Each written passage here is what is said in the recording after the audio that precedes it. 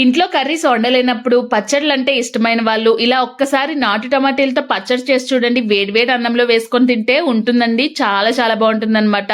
నెల రోజులు నిల్వ ఉంటుంది. ఫ్రిడ్జ్‌లో అయితే ఎన్ని రోజులైనా ఉంటుంది. తప్పకుండా ట్రై చేయండి. టమాటీలు కూడా చాలా తక్కువ కాస్ట్‌లో ఉన్నాయి కాబట్టి.